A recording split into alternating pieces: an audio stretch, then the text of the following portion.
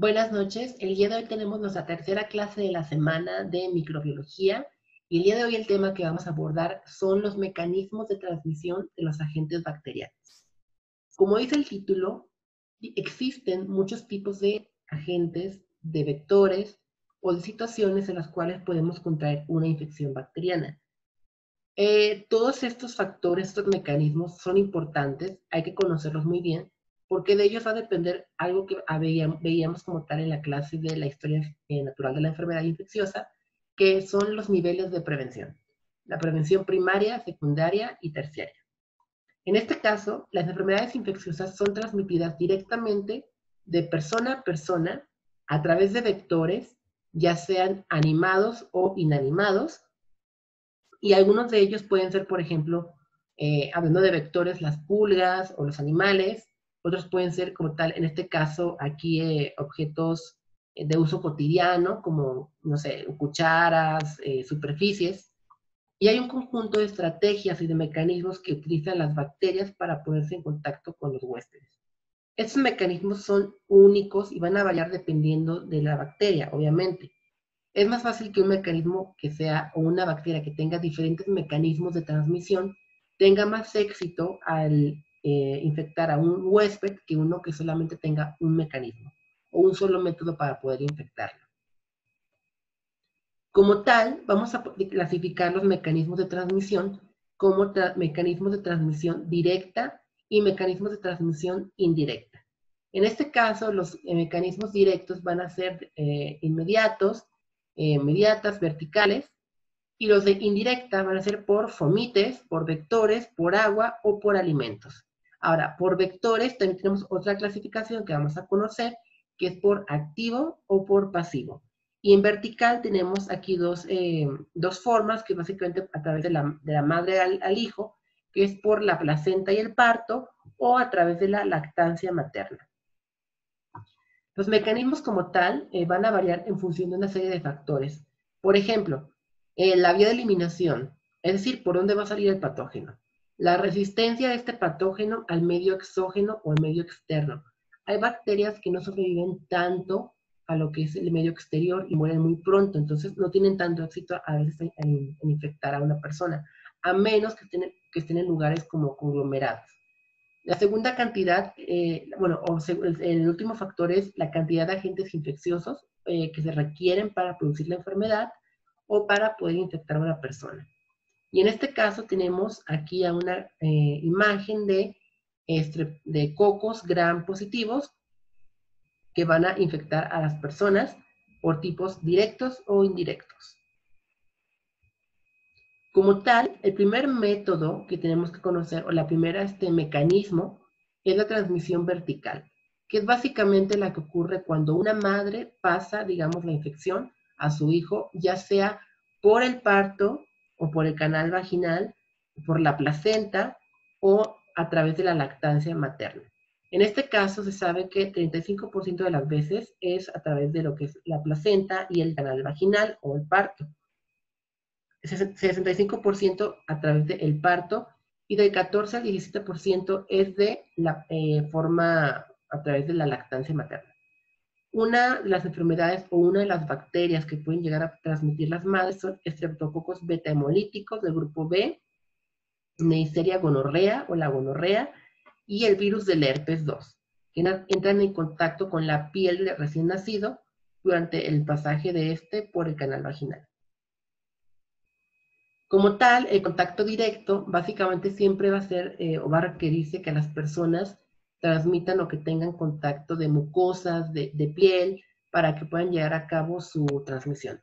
En este caso aquí observamos numerosos tipos de enfermedades como la enfermedad de transmisión sexual, como la candidiasis, la gonorrea, que son provocadas obviamente por contacto directo, la transmisión por mucosas como la difteria, transmisión por las manos o por saludar de manos, y la contaminación por heces de orina a mucosas nasales, por ejemplo, cuando una persona se rasca o va al baño y no se lava las manos correctamente y luego se mete las manos a la boca, pues es una forma también de contacto directo.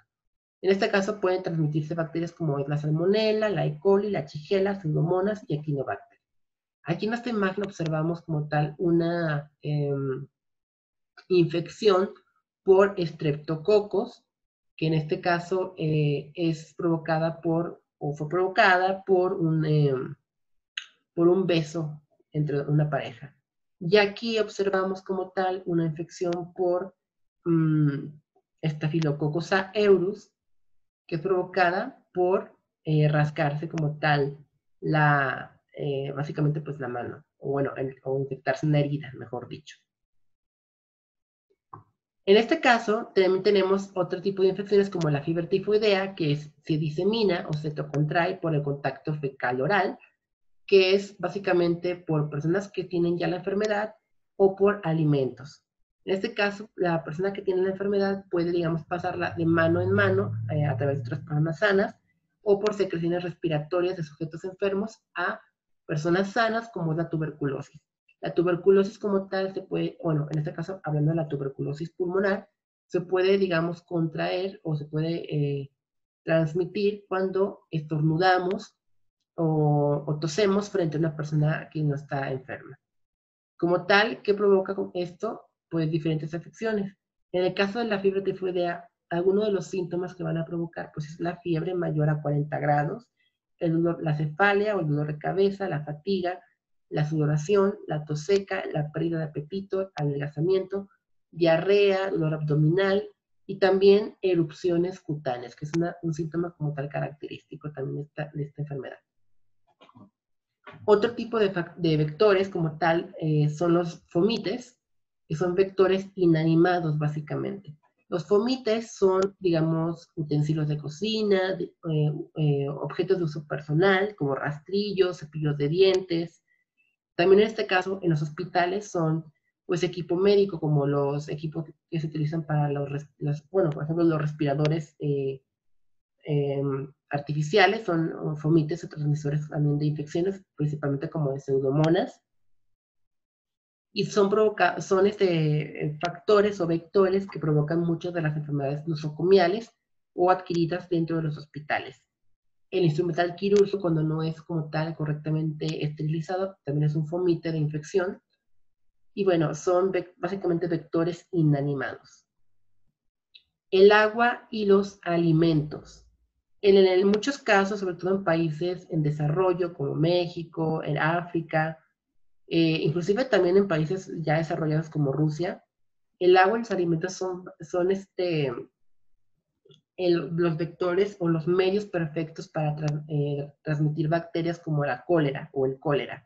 También para transmitir la fiebre tifoidea, la hepatitis A, la shigellosis, la salmonelosis. ¿Y cómo se va a dar? Bueno, generalmente el agua o los alimentos van a estar contaminados con la bacteria por heces fecales. Un mal saneamiento como tal de los pozos de agua puede ser un factor importante para que se desarrolle como tal enfermedades de este tipo. Alimentos no refrigerados que pueden llegar, digamos, a echarse a perder fuera del refrigerador o temperaturas más cálidas, también puede ser como tal un factor de transmisión de ese tipo de infecciones. Y finalmente, todo este tipo de factores, o en este caso, los factores como el agua y los alimentos, son los responsables de muchas epidemias a nivel, digamos, local, a nivel, sobre todo también de comunidades. Es muy responsable como tal esto.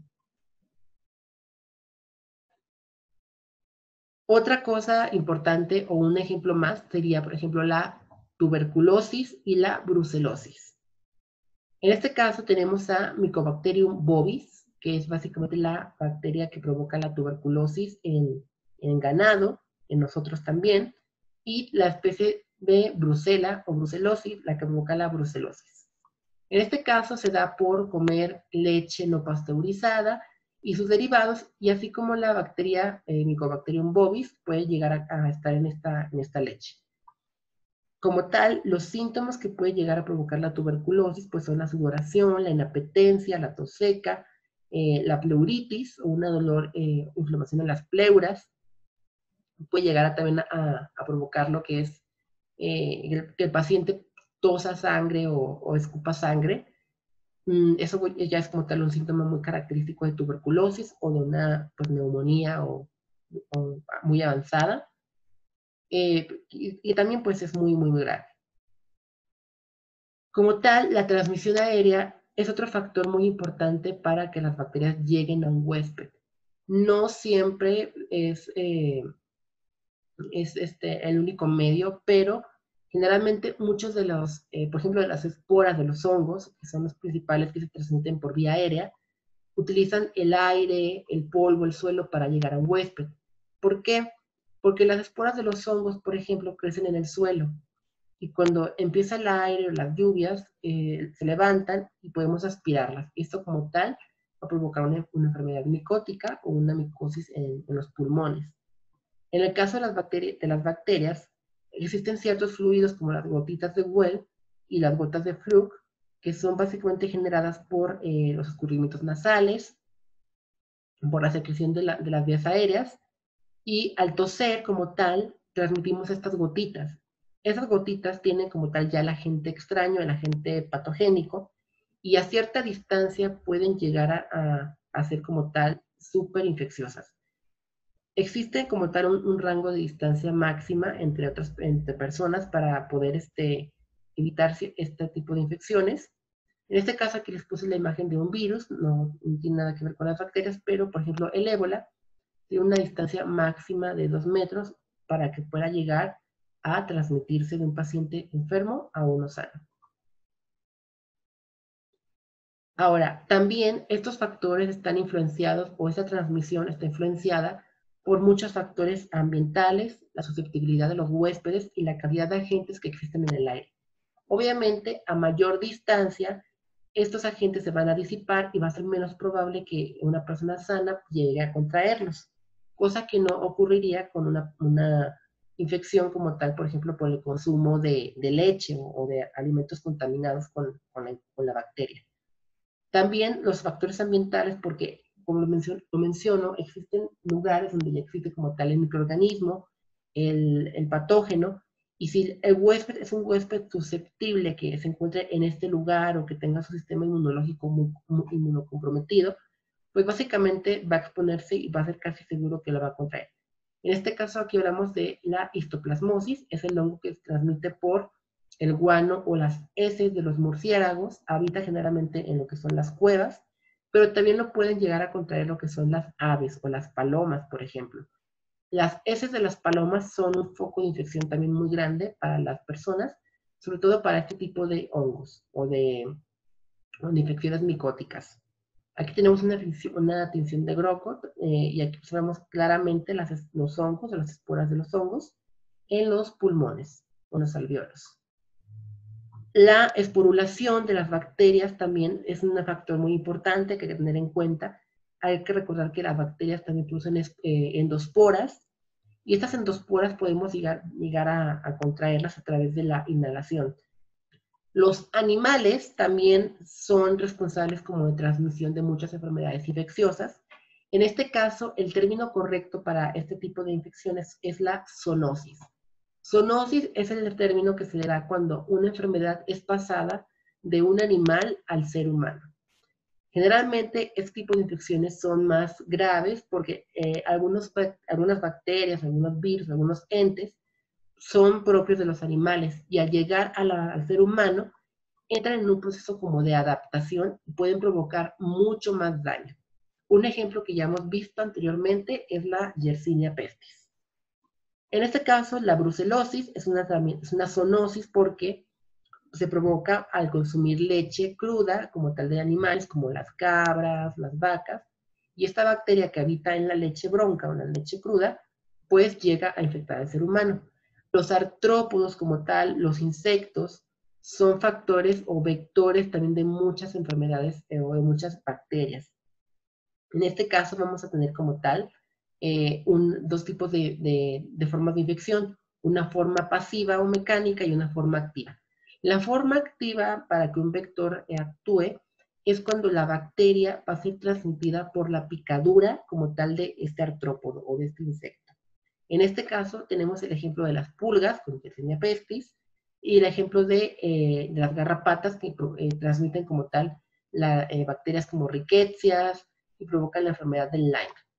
También los mosquitos que provocan como tal la malaria pues son vectores activos, porque en su picadura inyectan la bacteria. Los vectores de forma pasiva es cuando llevan la bacteria en el exterior del cuerpo y al posarse como tal, a lo mejor en una herida infectada o una herida expuesta en los alimentos, llegan a transmitir este vector o llegan a pasarlo a esa área. Un ejemplo, pues son las moscas, que en sus patas, pues realmente las moscas se alimentan de heces de animales, y en sus patas, al pararse en las heces, se pegan las bacterias y cuando vuelan a otro lugar, pues están transmitiendo las bacterias pues, de esta forma pues pasiva. Ahora, la transmisión parenteral es cuando se inocula el agente infeccioso a través de agujas en el torrente circulatorio o en el torrente sanguíneo. Por ejemplo, en el caso de las transfusiones sanguíneas, las punciones con flebotomía, bueno, o las flebotomías mal hechas, y puede darse como tal muchos tipos de infecciones pues, graves, como es el caso, por ejemplo, de la hepatitis o del VIH. En este caso, tenemos también que conocer que para esto siempre va a estar el sistema inmune, hay que recalcarlo siempre, el sistema inmune pues innato y el adaptativo. El adaptativo es el cual pues el sistema genera memoria, es en el que generan pues anticuerpos, en el que actúan como tal los linfocitos, tanto B como T, y existe como tal aquí una forma de inmunización natural que es de forma pasiva y activa, que es a través de, un ejemplo de la forma pasiva es en la lactancia materna. La lactancia materna es un método no solamente de alimentación, sino también de transmisión de muchos antígenos, muchos anticuerpos para muchas enfermedades infecciosas, para muchas bacterias. Es por eso que es importante que el paciente tenga una lactancia. La forma activa es cuando el paciente adquiere la enfermedad y una vez que ha concluido la enfermedad, que ha resultado como tal en una recuperación, tiene ya anticuerpos para que no le vuelva a dar. Un ejemplo de esto es la varicela. Y la artificial, pues básicamente es a través de la vacunación, que sería la forma más típica. Como tal, ¿qué hay que hacer para evitar todo esto? Bueno, tenemos que tener cierto aislamiento respiratorio, aislamiento de contacto y sobre todo lavarnos las manos. Esto es obviamente una prevención primaria. En el caso, por ejemplo, del personal sanitario, del personal médico, de enfermería, de los químicos, biólogos que están expuestos como tal siempre a este tipo de factores o de patógenos, pues es importante que tengan más precauciones porque son pacientes más susceptibles, somos pacientes más susceptibles a contraer una infección.